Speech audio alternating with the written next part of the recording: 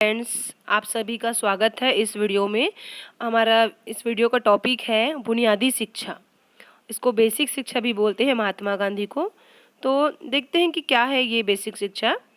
1937 में महात्मा गांधी ने उस समय की शिक्षा व्यवस्था के दोष को दूर करने के लिए, है ना, उस समय क्या बहुत सारी दोष थी शिक्षा व्यवस्था में, तो उसको दूर करने के लिए एक नई शिक्षा व्यवस्था को लाए। तो ये शिक्षा व्यवस्था जो है उस समय की भारतीय जनता की तात्कालिक दशा को ध्यान में रखकर बनाई गई। इसे हम बुनियादी शिक्षा, बेसिक शिक्षा, वर्धा शिक्षा योजना के नाम से जानते हैं। इस योजना पर विचार करने के उद्देश्य से वर्धा में एक सम्मेलन आयोजित किया गया था, है ना। उसमें शिक्षा शास्त्री, प्रांतीय शिक्षा मंत्री सम्मिलित थे और महात्मा गांधी जी ने उसको आयोजित किए। तो ये जो सम्मेलन है वो 22 और 23 अक्टूबर को 1937 में हुआ। यह योजना स्वीकार कर ली गई और डॉक्टर जाकिर हुसैन, जो बाद में भारत के राष्ट्रपति बने, उसकी अध्यक्षता में एक समिति का गठन किया गया। तो उनकी समिति ने 2 महीनों में रिपोर्ट सौंप दी और योजना को प्रांतों में कार्यान्वित करने की कार्यान्वित भी कर दिया। लेकिन क्या हुआ कि कांग्रेस मंत्रिमंडल ने महायुद्ध प्रारंभ होने पर अंग्रेजों की नीति के विरोध में अपना त्याग पत्र दे दिया। इस इस्तीफे के कारण बेसिक शिक्षा के कार्यान्वयन का कार्य रुक गया। यह बेसिक शिक्षा के लिए भारी आघात था। यह योजना उस समय केवल बिहार प्रांत के चंपारण जिले में ही सीमित होकर रह गई। अन्य प्रांतों में योजना समाप्त हो गई। इसकी विशेषता को देखते हैं। सबसे पहले इसकी विशेषता है हस्तकला के माध्यम से शिक्षा। इसका उद्देश्य यही था कि छात्र स्वावलंबी बने, वह ऐसा अर्जित ज्ञान का उपयोग अपने व्यवहारिक जीवन पर करके खुद स्वावलंबी बन सके। इसका मुख्य उद्देश्य था। इस उद्देश्य से बेसिक शिक्षा के माध्यम से यह प्रयास किया गया कि ज्ञान और जीवन में सीधा संबंध स्थापित हो। यह निर्विवाद मान लिया गया कि सुखी और संतोषप्रद जीवन के लिए मनुष्य में धनोपार्जन की क्षमता होनी चाहिए। अगला है आदर्श नागरिकता। इसका मुख्य उद्देश्य यह था कि बालक में आदर्श नागरिक बनने की भावना प्रारंभ से ही दी जाए, ताकि आगे चलकर वे विभिन्न क्षेत्रों में देश और समाज के प्रति अपने उत्तरदायित्वों का निर्वाह कर सके। आत्मनिर्भरता का आदर्श। तो बेसिक शिक्षा योजना का मूल उद्देश्य निसंदेह बालक में स्वावलंबन की भावना उत्पन्न करना है, पर साथ ही साथ उनका ध्येय बालक का बौद्धिक एवं शारीरिक विकास का भी है। बालक शिक्षा के केंद्र। इस योजना के अंतर्गत महात्मा गांधी और डॉक्टर जाकिर हुसैन के अनुसार शिक्षा के केंद्र बालक ही है और हस्तकला और केवल माध्यम के रूप में है। शिक्षा का ध्येय बालक के व्यक्तित्व का पूर्ण विकास है और हस्तकला उस विकास प्रक्रिया में सशक्त, सरल और उपयोगी माध्यम मात्र है। पूर्व और नियोजित ज्ञान।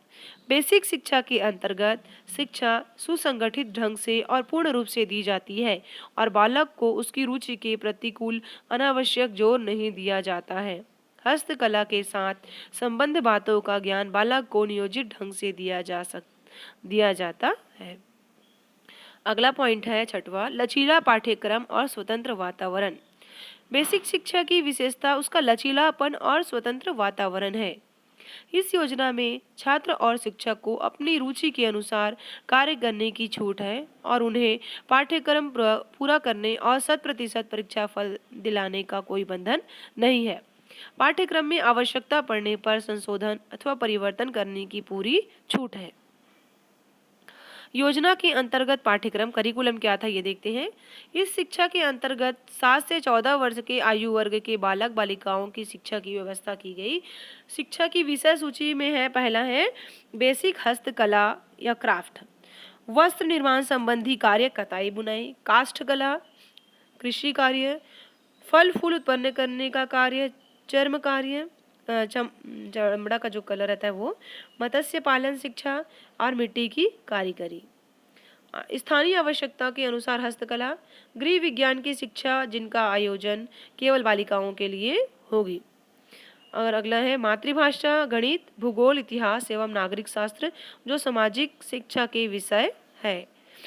अगला 5वां पॉइंट है चित्रकला एवं संगीत कला आदि। शारीरिक शिक्षा में पीटी, ड्रिल, खेलकूद आदि। सामान्य विज्ञान के अंतर्गत भौतिक शास्त्र, रसायन शास्त्र, वनस्पति विज्ञान, प्राणी विज्ञान, स्वास्थ्य रक्षा और प्रकृति निरीक्षण आदि विषयों की शिक्षा तथा हिंदी की शिक्षा देश के उन भागों के लिए जहां मातृभाषा हिंदी ना हो। अब प्रशिक्षण के बारे में क्या बताया गया है देखते हैं, टीचर ट्रेनिंग के बारे में।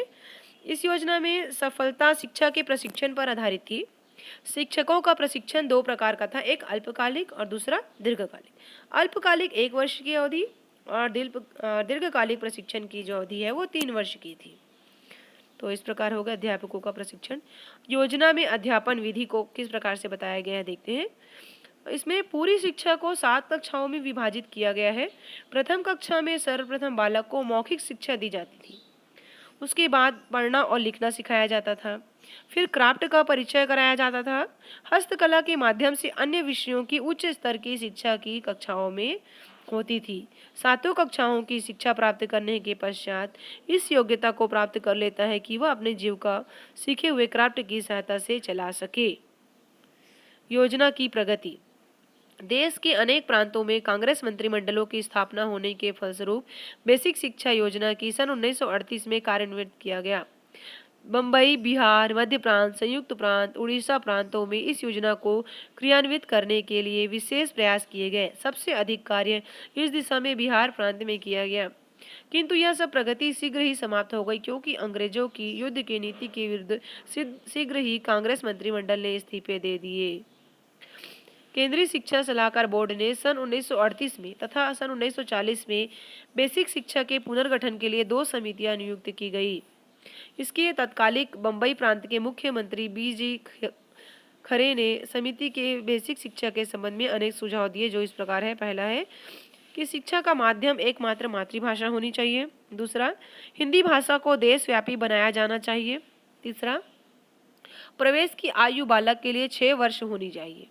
अगला पॉइंट है, बेसिक स्कूल का बालक यदि किसी दूसरी शिक्षा संस्था में जाए तो उसके लिए 5वीं अथवा अंतिम परीक्षा उत्तीर्ण करना आवश्यक होगा।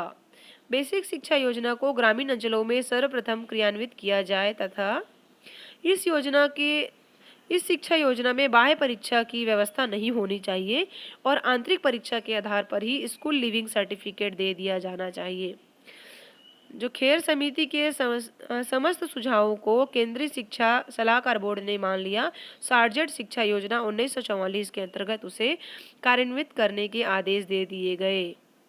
सार्जेंट शिक्षा व्यवस्था 1944 में कार्यान्वित की गई और 1945 में बेसिक शिक्षा के अंतर्गत हुई प्रगति के मूल्यांकन करने के उद्देश्य से हिंदुस्तानी तालीम संघ ने निम्नलिखित प्रस्ताव पारित किया। बेसिक शिक्षा का नाम बदलकर नई तालीम कर दिया गया। नई तालीम के लिए 4 प्रकार की शिक्षा व्यवस्था संस्थाएं खोली जाएगी, जो इस प्रकार हो: पूर्व बेसिक स्कूल, उत्तर बेसिक स्कूल और प्रौढ़ शिक्षा स्कूल। हिंदुस्तानी तालीम शिक्षा संघ ने वर्ष 1946 में पाठ्यक्रम को विस्तार कर उसकी रूपरेखा प्रस्तुत की। ये आगे के हम लोग स्लाइड में देखेंगे, अगले वीडियो में हम देखेंगे देश की स्वतंत्रता के पश्चात बेसिक शिक्षा की प्रगति को। Thank you.